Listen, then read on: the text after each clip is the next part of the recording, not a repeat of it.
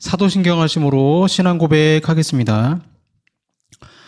전능하사 천지를 만드신 하나님 아버지를 내가 믿사오며 그 외아들 우리 주 예수 그리스도를 믿사오니 이는 성령으로 잉태하사 동정녀 마리아에게 나시고 본디오 빌라도에게 고난을 받으사 십자가에 못 박혀 죽으시고 장사한 지 사흘 만에 죽은 자 가운데서 다시 살아나시며 하늘에 오르사 전능하신 하나님 우편에 앉아 계시다가 저리로서 산자와 죽은 자를 심판하러 오시리라. 성령을 믿사오며 거룩한 공예와 성도가 서로 교통하는 것과 죄를 사하여 주시는 것과 몸이 다시 사는 것과 영원히 사는 것을 믿사옵나이다. 아멘. 찬송가 305장 나 같은 죄인 살리신 찬송합니다. 305장입니다.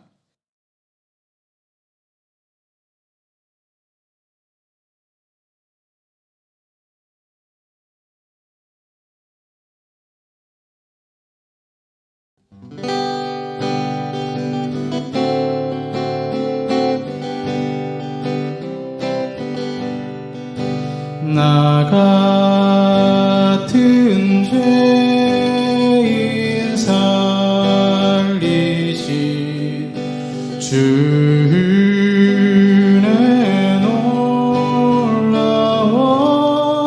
놀라워 잃었던 생명 찾아고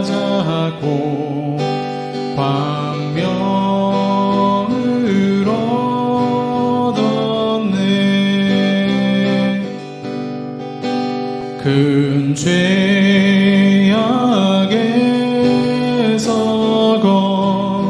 건지신 주네 고마워 나 처음 믿은 그 시간 귀하고 귀하다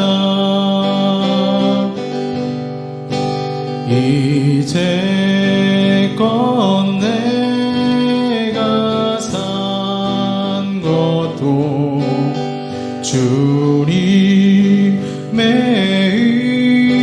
은혜라 또 나를 장차 본향에 인도해 주시리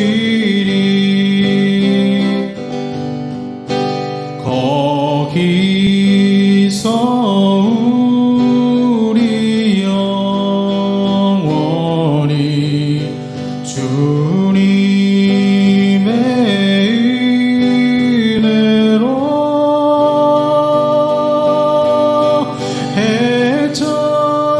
해처럼 밝게 살면서 주 찬양하리라.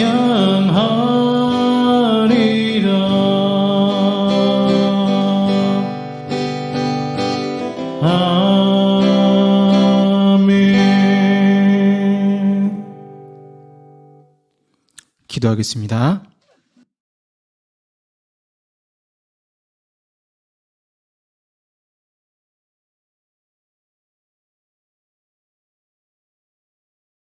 사랑의 아버지 하나님 은혜에 감사합니다. 한 주 동안도 지켜주시고 여러 가지로 어려운 일들이 저희들 가운데 있지만 은혜 주시고 역사하셔서 삶의 고비마다 어려운 순간마다 힘주시고 보호하시고 역사하신 아버지 하나님 은혜에 감사드립니다. 저희들이 산소만 가지고 주의 말씀의 능력 가운데 살아가야 되지만 저희들이 세상에 살면서 때로는 주님을 부인하기도 하고 또 주님을 외면하기도 하고 우리 속에 있는 죄의 성향들, 그 성향들을 이기지 못하고 넘어지면서 새가 날아가고 그 날아간 새의 집을 짓는 그런 죄를 범할 때가 많았음을 주님께 고백합니다. 십자가의 보혈로 우리의 죄를 용서하여 주시고 우리의 언어 생활에 믿음의 언어 생활이 되게 하시고 우리의 삶이 예수님과 함께 십자가에 못 박혀서 사랑의 삶이 되게 하여 주시옵소서. 오늘도 이 거룩하신 말씀 가운데 찾아와 주셔서 저희들이 말씀을 듣고 예배드리고 기도하고 찬양하는 그 매 순간순간마다 성령 하나님 이 시간 함께 하여 주시고, 오직 저희들 공허한 메아리가 아니라 성령의 음성으로 우리에게 주시는 그 말씀의 위력으로 우리의 심령 골수를 쪼개시는 그 하나님의 능력으로 이 시간 예배드리기를 원하오니 주여 말씀하시고 우리 듣겠나이다, 순종하겠나이다 결단하게 하시고 주님만 바라봅니다. 우리 예배 영광 받으시고 주님 우리 가운데 임재하여 주시옵소서. 이 모든 말씀 우리 주 예수 그리스도의 이름으로 기도하옵나이다. 아멘.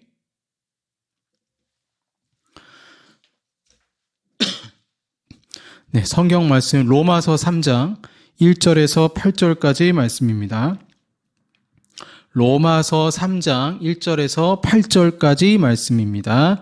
신약성경 242쪽이 되겠습니다. 로마서 3장 1절에서 8절까지 말씀입니다. 봉독하겠습니다. 그런즉 유대인의 나음이 무엇이며 할례의 유익이 무엇이냐? 범사에 많으니 우선은 그들이 하나님의 말씀을 맡았음이니라. 어떤 자들이 믿지 아니하였으면 어찌하리요? 그 믿지 아니함이 하나님의 믿부심을 패하겠느냐?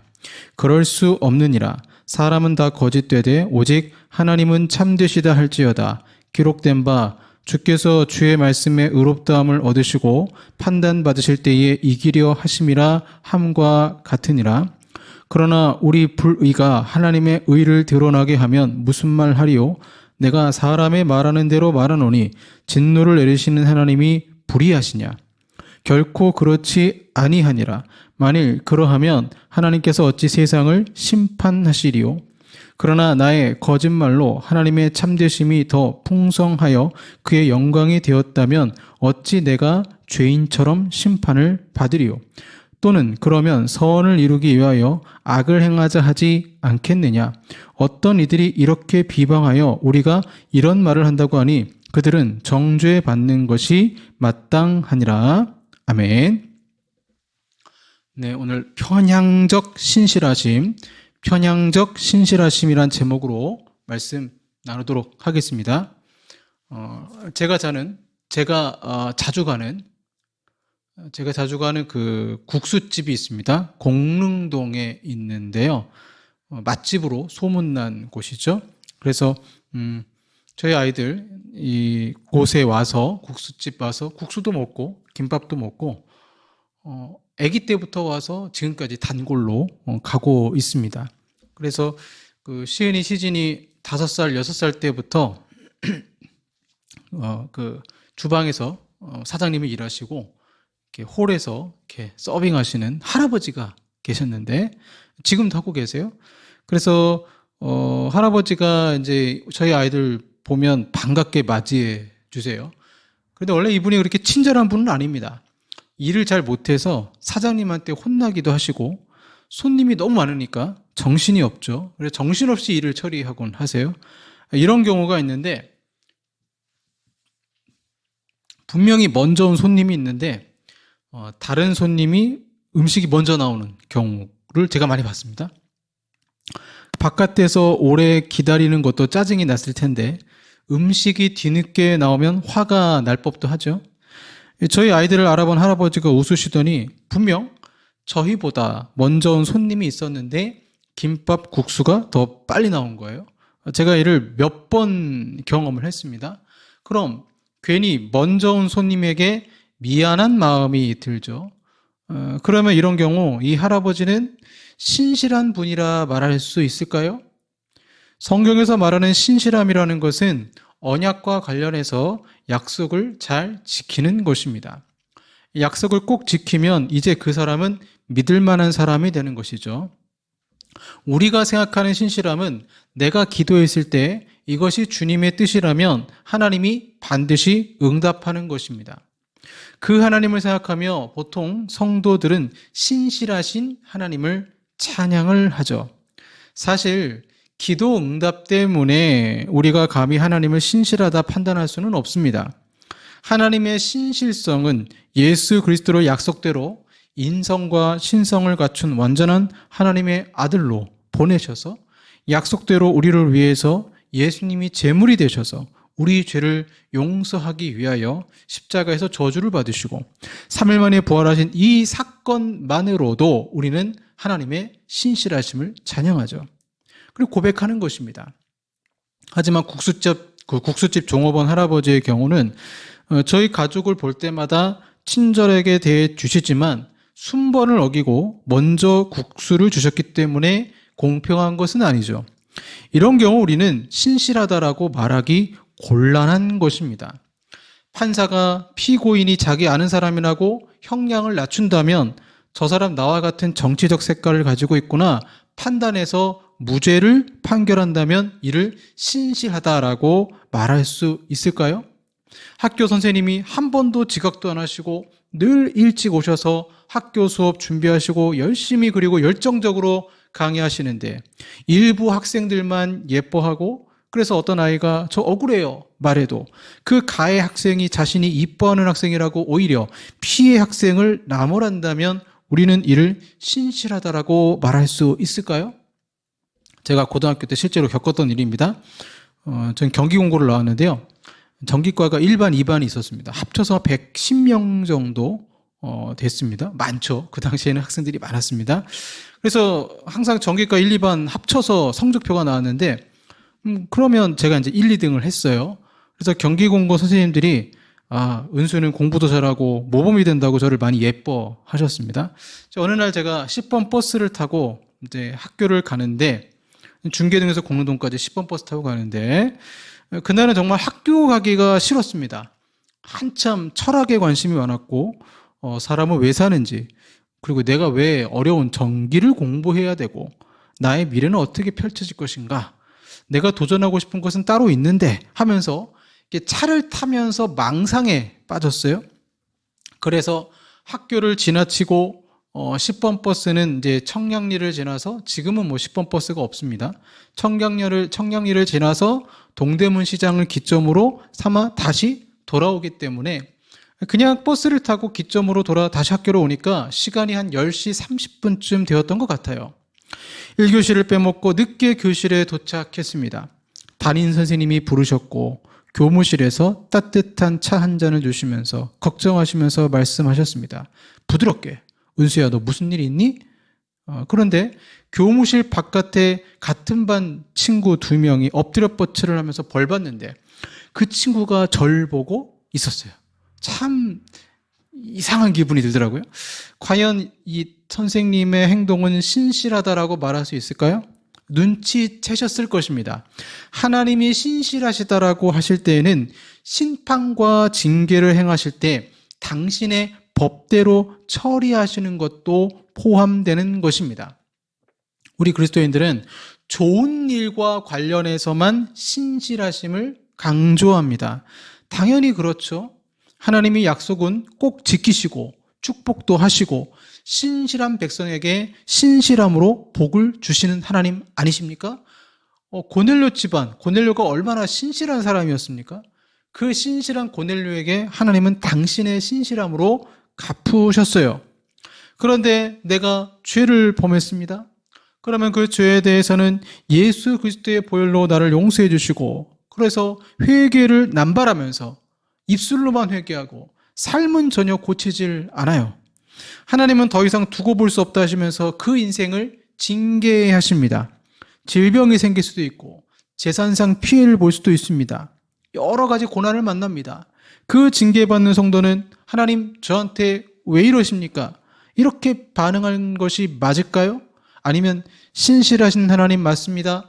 제가 징계받는 것은 당연한 것입니다. 다윗 왕이 밧세바를 범한 후에 자신의 충성스러운 밧세바의 남편 우리아를 최전방에 보내서 죽이게 합니다. 하나님이 징계하시는데 다윗이 4배로 갚아야 됐기 때문에 다윗의 아들 4명이 죽어요. 그런데 다윗은 이를 받아들입니다. 왜 그럴까요? 하나님이 그렇게 징계하시고 심판하심, 그것도 신실한 하나님의 성품에 따른 은혜의 행동이기 때문입니다. 성도는 이 개념을 받아들이기 어려워해요. 은혜의 신실하심도 있지만 징계에 대한 신실하심에 대해서 받아들이기가 어려운 것이죠. 바울은 앞선 2장의 1.5절 및 그 다음에 17절에서 29절에서 이방인을 판단하는 유대인들의 교만과 위선을 신랄하게 비판했습니다. 표면적 유대인의 무익성을 밝힌 것입니다. 할례를 받는 것보다 말씀을 지키며 사는 것이 더 중요하고 마음의 할례를 받아 하나님을 진정으로 사랑하는 것이 진짜 할례라고 말하고 있죠. 특히 25절과 29절에서 할례를 받은 유대인이라 할지라도 율법을 행하지 않는다면 할례 없는 이방인과 조금도 다를 바가 없고 오히려 그 이방인이 마음의 할례를 받아서 말씀을 지키며 산다면 오히려 유대인을 정죄한다고까지 말씀하고 있습니다. 유대인들의 입장에서 바울의 이러한 논리는 자신들의 상식을 깨트리며 선민으로서의 자존심을 여지없이 무너뜨리는 일과 같기 때문에 바울이 그걸 알죠. 이 바울의 파격적인 선언에 대해서 반감을 품고 반론을 제기하겠죠. 이에 본문 서두인 1절 8절에는 1절부터 8절까지는 이러한 자신의 통렬한 지적에 따라 예상되는 유대인들의 의문과 궤변에 대해서 반론을 하는 것입니다. 바울은 예상되는 유대인들의 반론에 그 두 가지 질문과 두 가지 궤변을 제시를 하고 있는데 본절은 이 가운데 가장 먼저 제시되는 질문입니다. 그것은 바로 유대인과 이방인 사이에 차별이 없냐? 하나님은 나만 사랑하시는 것 같은데 봐라.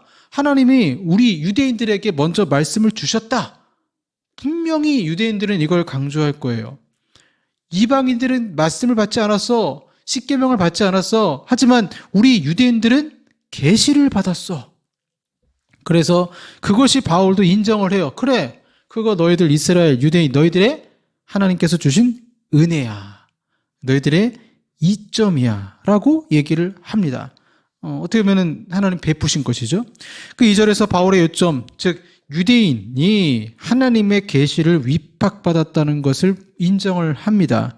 이 계시라는 말, 즉 하나님의 메시지 전반적인 걸 가리키는데 계시는 내가 막 발견하고 해서 발견한다고 해서 발견되어지는 것이 아니라 하나님이 눈을 열어주셔야 볼 수 있는 말씀의 뜻입니다. 그러니까 아무나 이방인은 눈이 열리지 않았지만 하나님이 유대인들의 눈을 여셔서 말씀을 깨닫게 하도록 역사하신 것입니다. 그걸 우리가 계시라고 하죠. 그럼 왜 하나님이 계시를 주셨느냐? 유대인이 세상의 빛이 되어서 하나님의 모든 피조물을 위해 그분의 메시지를 맡은 자로서 책임을 다하라는 거예요. 뭐 예를 하나 들어볼까요? 학교 선생님이 반장에게, 지금 아이들은 이제 회장이라고 합니다. 반장에게 선생님이 강의안을 주시더니 반장아, 오늘 아파서 못 나온 친구가 내일 오면 이 강의안도 주고 또 하나 그 친구 네가 가르쳐야 된다? 이렇게 선생님이 말하면서 반장은 아파서 못 나온 친구에게 이제 나오게 되면 강의안도 주고 수업 내용도 알려줘야 돼요. 유대인은 이 반장 역할을 해야 되는 것입니다. 학급에서 반장이 되는 것 얼마나 큰 자랑거리입니까? 유대인들에게는 그 메시지를 전달해야 될 의무가 있었습니다. 그들은 맡겨진 일을 수행하여 하나님이 하나님 되심을 세상에 드러나야 했습니다. 그런데 지금 이스라엘을 보세요. 지금 대한민국 위기를 겪고 있죠. 기름값 때문에 많은 어려움이 있잖아요. 또 석유가 제때 오지 못하니까. 자, 지금 이스라엘 현재 보시면 레바논 안에 테러 집단 헤즈볼라를 없애기 위해서 그것을 아예 다른 나라임에도 불구하고 자기 나라도 아니잖아요. 비무장지대로 만들기 위해서 공격을 계속 퍼붓고 있습니다. 지금 잠시 휴전하고 있죠. 그것도 미국이 이란 휴전협정을 하는 과정 가운데 계속 레바논에 폭탄을 쐈어요. 그런데 여러분, 레바논 안에는 저는 세 가지 종교가 있다고 생각합니다. 기독교인들이 있고요. 이슬람이 있는데 이슬람이 이제 두 파가 몇백 년간 싸웠잖아요. 시아파와 수니파가 있죠. 그런데 이 레바논 독특한 게 뭐 대통령이 시아파면 뭐 국회의원의 국회의장은 뭐 수니파고 이런 식으로 기독교, 이슬람, 시아파, 수니파가 정권을 나눠 가진 형식으로 되어 있습니다. 이런 독특한 레바논에 이스라엘 군인이 미사일을 쏴서 예수상을 엎어뜨려서 도끼로 머리를 내리쳤습니다. 그럼 기독교인들이 좀 생각을 해봐야 되지 않을까요? 아니 어떻게 이스라엘 사람들이 예수님 동상을 그렇게 칠 수 있지? 성경을 잘 보세요. 네, 칠 수 있어요. 그들은 기독교가 아니에요. 이스라엘은 아직도 메시아를 기다리고 있는 유대교입니다. 폭력을 행하면서 네타냐후는 재판받기 싫으니까 계속 전쟁을 일으키고 있습니다. 과연 이런 행동이 2절에 그 말씀을 맡은 자의 행동이라고 볼 수 있을까요? 좀 그렇지 않다라고 봐요. 이렇게 유대인들은 실패했습니다. 그들은 그 메시지를 단순히 자기 민족을 위한 특권의 징표로 여기고 전유했습니다. 계시를 받았으면 혼자 알라고 주신 것이 아니에요. 하나님이 계시를 주실 때는 이를 다른 사람에게 전하라고 주신 것입니다. 반장은 아픈 학생에게 강의안을 전달하고 가르쳐야 됩니다. 메신저에게 중요한 것은 단 하나밖에 없어요. 지시받은 대로 메시지를 전달하는 것입니다. 메신저로서 거드름을 피우며 돌아다닌다면 잠시 멋지게 보일지 몰라요. 나 이거 봐봐. 선생님이 나한테 강의안 줬어. 그러나 정작 임무를 수행하지 않는다면 이건 분명 잘못된 행동인 것이지요.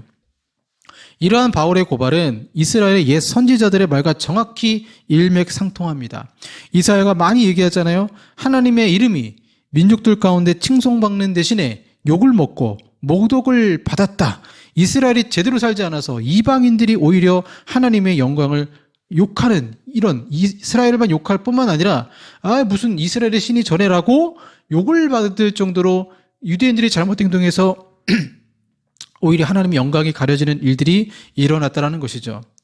그러나 여러분, 하나님은 그럼에도 불구하고 당신의 계획, 당신의 신실하심은 계속 보여주셨습니다. 이스라엘이 신실하지 않았다고 해서 하나님의 신실하심이 사라지는 것은 아닙니다. 뿐만 아니라 하나님은 원래 계획을 계속 유지하신 것입니다. 선생님이 보니까 반장이 아픈 친구가 학교 왔음에도 강의안도 주지 않고 가르치지도 않아요. 이유가 뭐냐? 이 아픈 친구가 반장보다 공부를 잘하기 때문에 반장은 자기만 강의안을 가지고 싶었던 것입니다. 그런 신실하신 선생님은 어떻게 될까요? 반장, 네가 안 하니 내가 직접 하겠다. 하나님이 바울을 부르셔서 이방인의 사도로 삼으시고 이방인을 구원하시겠다는 것입니다. 하나님이 새로운 언약 백성을 일으켜서 이걸 새 이스라엘 공동체라고 합니다. 그들이 우리도 새 이스라엘 공동체인데, 유대인이 꼭 혈통적으로 유대인일 필요가 없습니다. 믿음의 조상, 우리는 아브라함을 섬기는 거죠. 섬기는 게 아니고 아브라함의 그 믿음을 우리가 존경하는 거죠. 그래서 유대인과 이걸 할례자라고 볼 수 있는데, 실제로 유대인이 되는 것은 마음의 할례를 받아야 되는 거야. 민족적으로서 유대인이 되는 게 할례가 아니야라고 말하고 있는 거예요. 우리는 이 바울이 하나님이 아브라함과 이삭과 야곱에게 언약을 주셨을 때 분명한 의도가 있었고, 그 의도가 메시아 예수 안에서 그 언약이 지켜졌고, 이제 성령으로 완전하고도 최종적으로 그 언약을 지킬 것이라고 성경은 말하고 우리는 믿어요. 우리가 어떻게 이렇게 믿게 돼요? 새 이스라엘 공동체이기 때문에. 하나님과 세상, 복음에 대한 바울의 이해는 이러한 믿음에 기초합니다.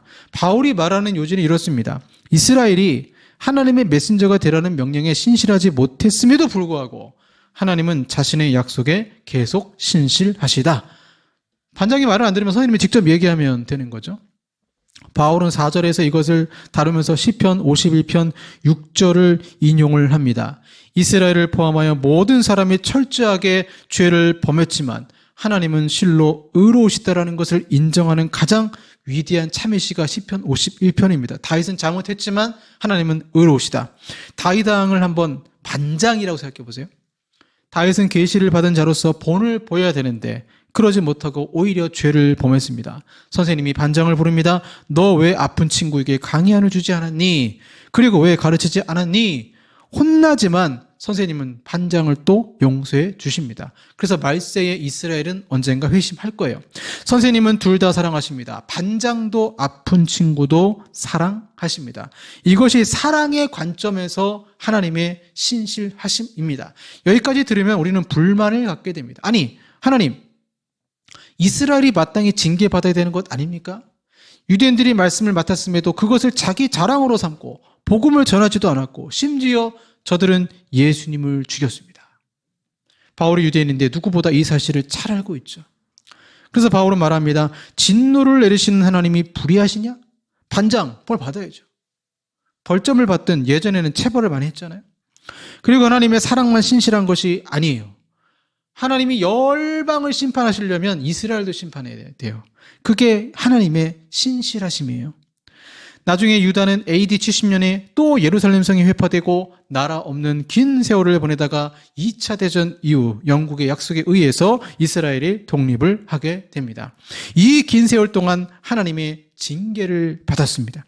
말씀을 맡은 자로서 역할을 못했을 때 신실하신 하나님은 심판도 징계도 신실하게 하십니다. 그래야만 6절에 결코 그렇지 아니하니라 만일 그러면 하나님께서 어찌 세상을 심판하시리요. 심판자의 자격이 무엇입니까? 공정입니다.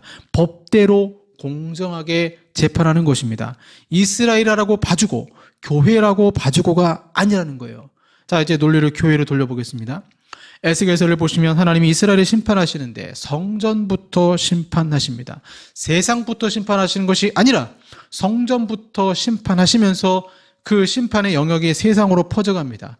저는 가끔 이렇게 기도하거나 설교하는 목사님의 메시지를 듣는데 저는 동의하지 않습니다. 기도할 때 이렇게 하세요. 하나님, 한국교회가 잘못한 것이 많은데 그래도 신실하셔서 우리를 심판하지 않으시고 용서하심을 믿습니다. 왜냐하면 하나님, 한국교회 성도들이 이렇게 많이 기도하지 않습니까? 이게 엄청난 신학적 오류인 것입니다. 기도 행위가 하나의 면죄부가 될 수 없습니다. 기도하고 난 후 마음에 변화되어서 행동이 변하는 회개, 이를 성경은 겸비한다라고 말하는 거예요. 죄는 실컷 지어놓고 회개했으니까 내 할 일 다 했다. 이것이 면죄부가 될 수 없습니다.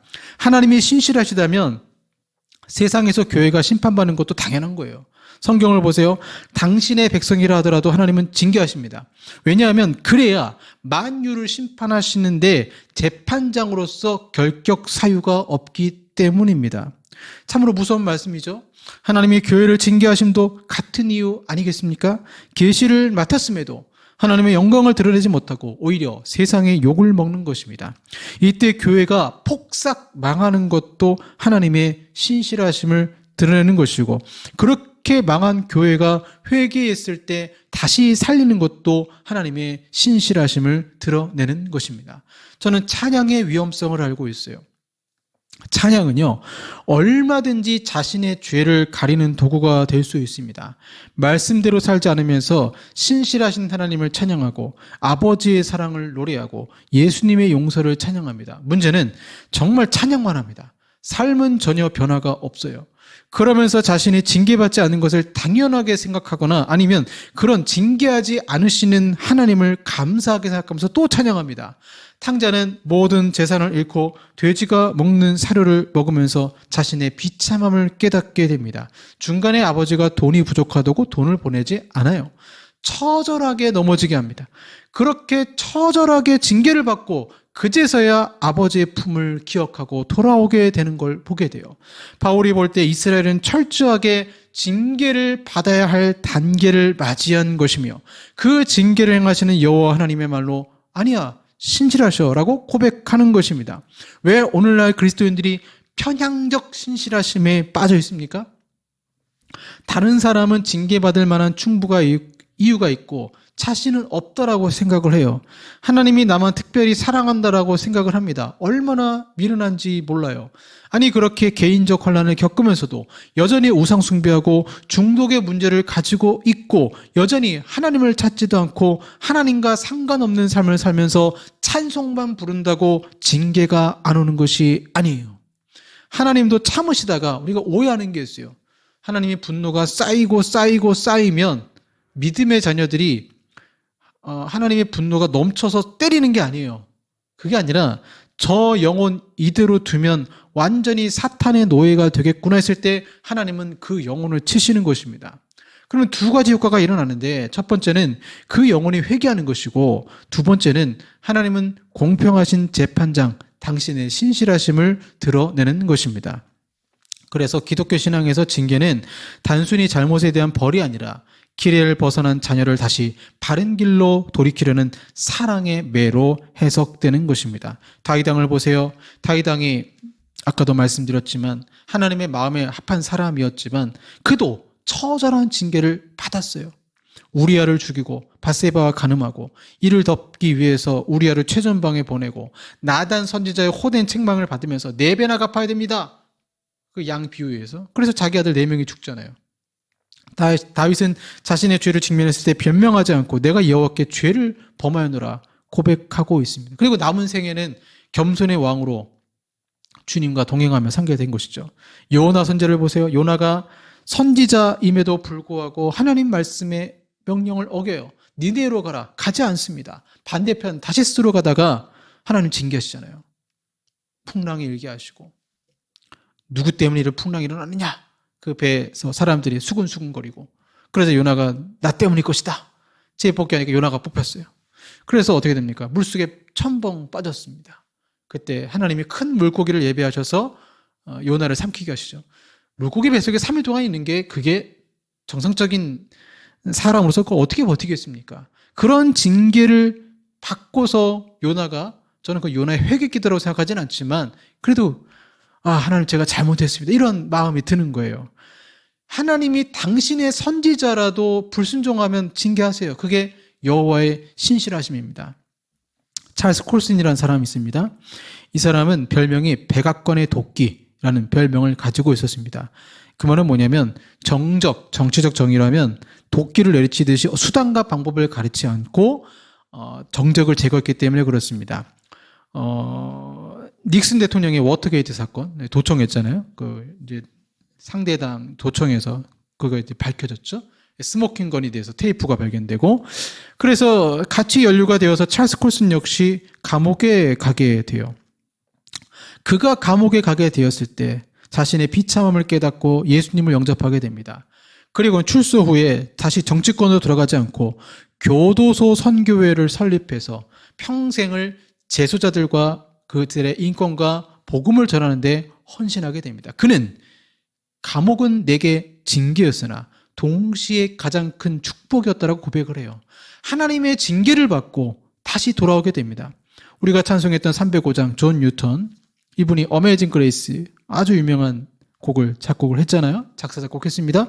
그는 아프리카에서 흑인들을 잡아다가 작곡은 않고 작사를 했죠. 흑인들을 잡아다가 파는 악독한 노예선 선장이었지만 극심한 풍랑을 만나고 죽기 직전까지 가요.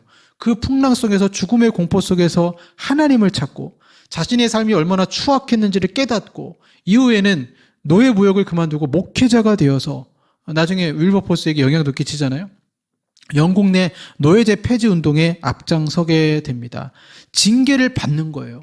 징계를 받으면 내가 세운 바벨탑은 무너지고 자신의 죄를 직면하게 되고 그 징계를 받음으로 말미암아 다시 하나님께 항복하게 되고 새로운 삶의 가치관을 가지고 인생을 살게 됩니다. 그래서 히브리서에 나오는 말씀처럼 하나님은 당신의 아들을 징계하세요. 당신의 자녀를 징계하셔서 바른 삶을 사도록 인도하시는데 우리는 사랑과 축복과 은혜만 신실한 게 아니고 이 징계도 신실하시다라는 것을 인정해야 된다는 거예요.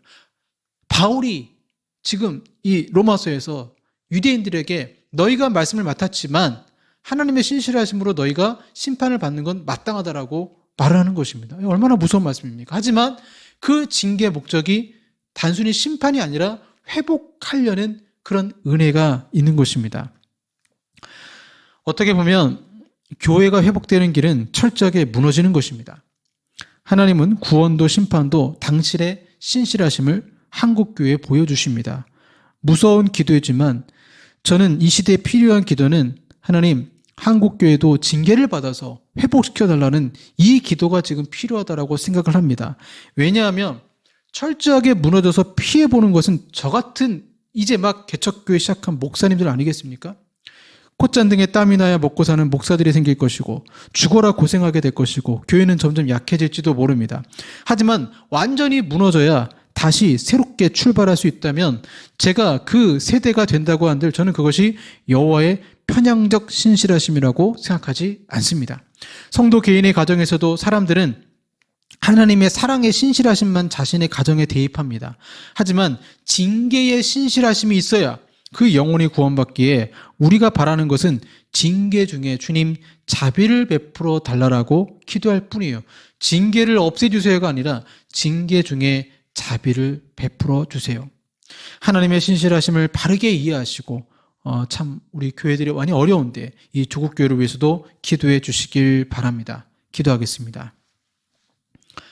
하나님, 오늘날 우리 한국 그리스도인들이 편향적 신실하심에 빠져 있지 않습니까? 성경을 읽을 때에도 하나님의 사랑하심은 많이 읽지만 여호와의 징계하심을 그냥 이스라엘에게만 해당된 것으로 마치 유대인들이 그렇게 생각했던 것처럼 우리도 동일한 생각을 하고 있지 않습니까? 하나님, 때로는 당신께서 징계하심으로 우리의 영혼을 치유하시고 당신께서 징계하심으로 우리가 다시 하나님께 돌아가게 하심을 주여 믿습니다. 여호와께 돌아가기를 주여 소망합니다. 우리 마음에 진심으로 회개하며 입술로만 회개하는 것이 아니라 삶을 바꾸길 원합니다. 주여 도우시고 역사하여 주시옵소서. 혹시 징계 중에 있는 백성이 있다면 주님, 당신의 자비를 나타내시고 빨리 깨닫게 하시고 돌아오게 하여 주시옵소서.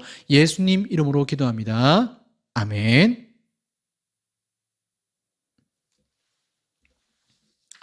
네, 징계 중에도 주님 사랑한다 말하십니다. 우리 아무런 자격도 없는 나를 위해 사랑한다 말하시네. 찬양하겠습니다.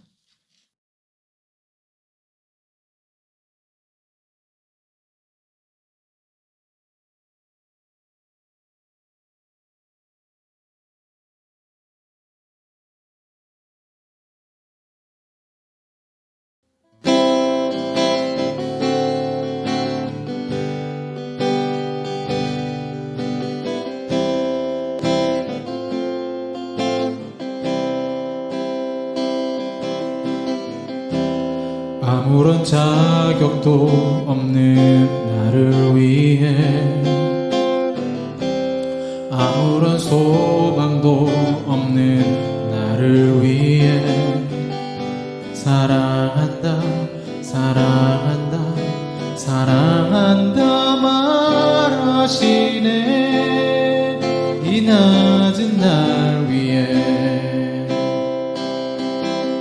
이제 나는 옛사람 아니요 사망에서 건지신 주의 자녀이니 그 한없는 주의 사랑 안에 기쁨으로 걸어가겠네.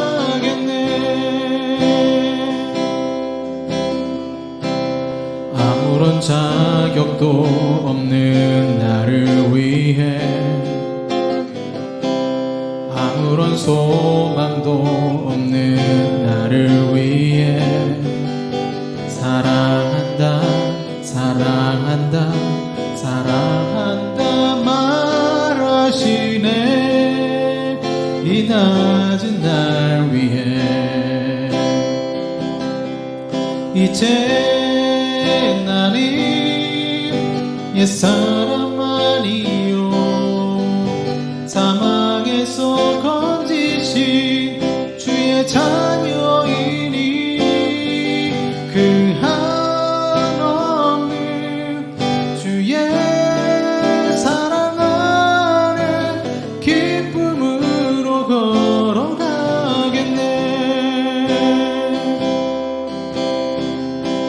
나의 사랑 나의 어여쁜 자야 일어나 손을 잡고 함께 가자. 사랑한다 사랑한다 사랑한다 말하시네. 세상 끝날까지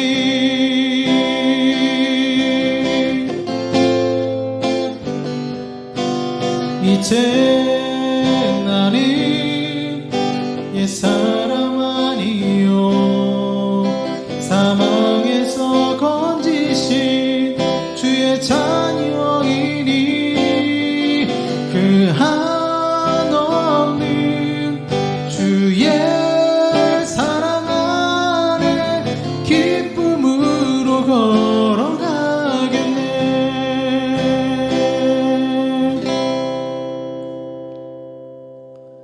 기도하겠습니다.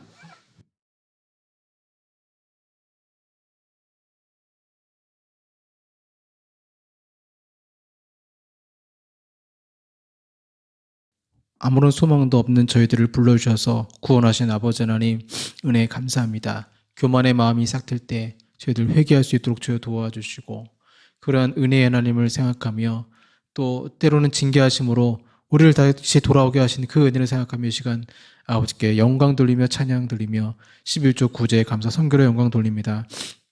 하나님 기쁘게 받아주시고 우리 성도들의 가정에 자비를 베풀어 주셔서 어려움 가운데 있고 질병 가운데 있는 성도들 주님 위로하시고 축복하여 주시옵소서.